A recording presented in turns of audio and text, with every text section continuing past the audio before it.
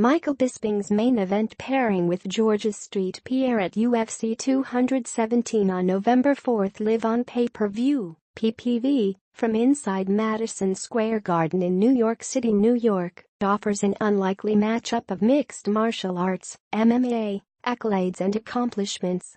While each fighter has amassed 20 career victories inside of the octagon, they've traveled completely different roads to get here. Bisping had to wait 10 years to get his first UFC title shot. St-Pierre, who is returning to a championship fight after a 4-year hiatus from the sport, was.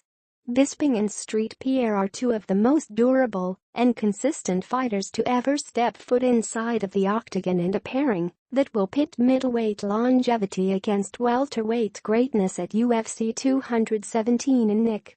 But just because two journey champions will lock horns atop the best fight card of the year doesn't mean they're going to see eye to eye, especially when it comes to their legacies.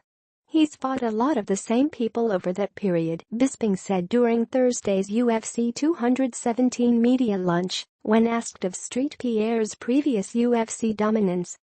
He's fought them multiple times. And if you go through the opponents, Bisping, who he fought twice or 3 times, he's a featherweight, right? Johnny Hendricks, look at Johnny Hendricks these days. But still. Nick Diaz is a welterweight.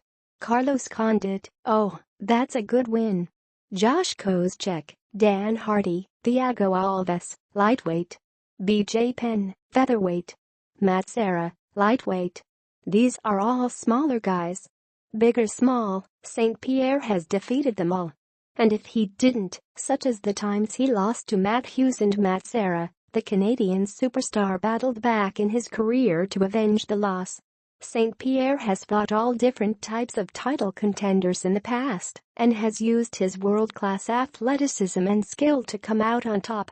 But according to Bisping, who has never encountered a unique foe-like rush, St-Pierre won't be able to carry over his 170-pound dominance to middleweight.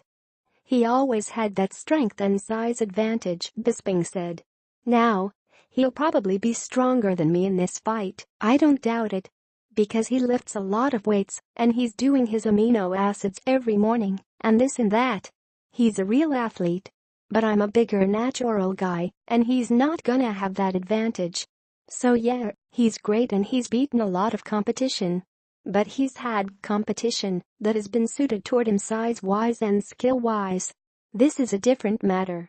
Despite the long layoff and mystery surrounding St-Pierre's fighting ability at 36 years of age, it's going to be even more interesting to see how the former UFC champion moves, attacks, defends, and produces as a 185-pound Canadian tank.